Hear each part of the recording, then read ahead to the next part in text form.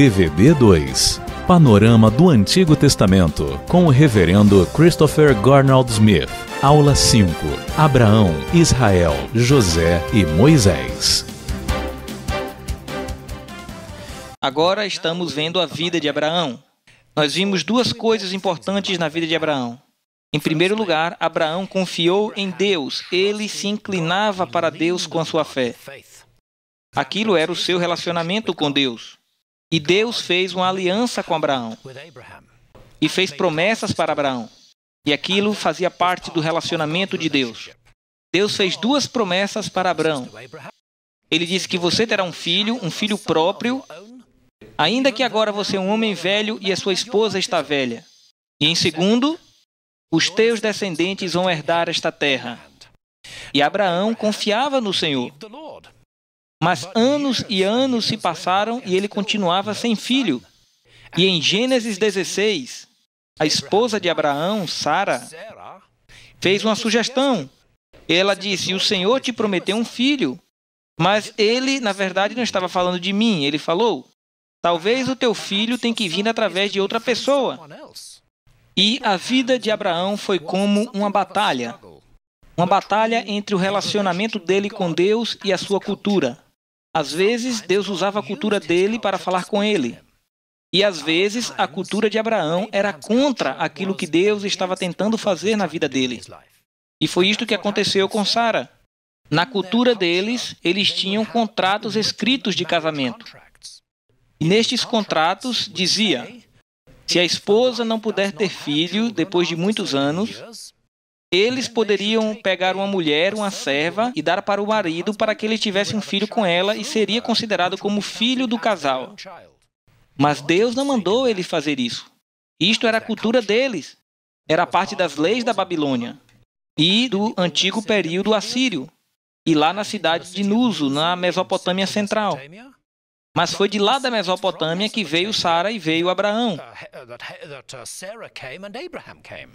E provavelmente eles tinham um contrato escrito de casamento. De fato, se eles não tivessem este contrato escrito, eles não seriam considerados como casados. Então, aqui em Gênesis 16, a sugestão não partiu de Abraão ou de Deus. Mas a esposa de Abraão, Sara, disse isso: Deus me impediu de ter filhos.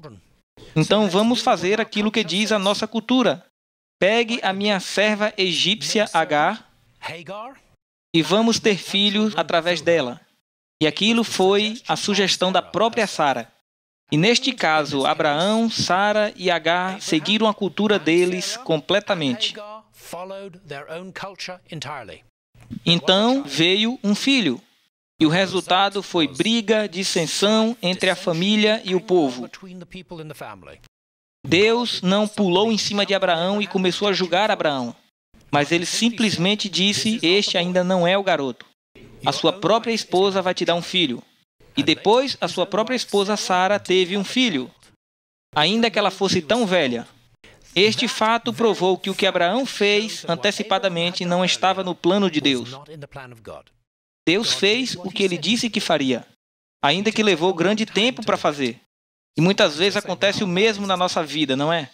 E chegou um ponto em que Deus realmente provou Abraão. Em Gênesis 22, ele disse para Abraão: agora pegue este filho que você ama, o filho que eu te prometi. Você entregaria ele para mim em sacrifício? É muito importante conhecer isso, que na cultura de Abraão, as pessoas ofereciam seus próprios filhos aos seus deuses. Hoje, se alguém disser que Deus quer que a gente ofereça um sacrifício humano, nós diríamos não. Porque nós sabemos que Deus não quer isso. E de fato, Deus proíbe isto. Nós temos a Bíblia, mas Abraão não tinha a Bíblia. A história dele está no primeiro livro da Bíblia. E a fé dele era muito real, mas o seu conhecimento não ia muito longe. Então Abraão disse: tá bem, Deus, eu vou entregar o meu filho. Foi uma experiência terrível para ele. E Deus permitiu que ele viesse todo o caminho aonde ele ia fazer o sacrifício, e depois Deus parou ele.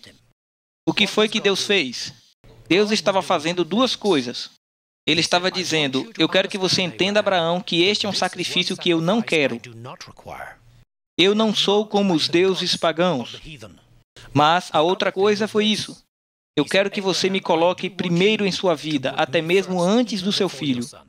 E eu nunca vou pedir este tipo de sacrifício humano. Mas é importante que você me ame em primeiro lugar. Que eu venha primeiro na sua vida e depois o seu filho.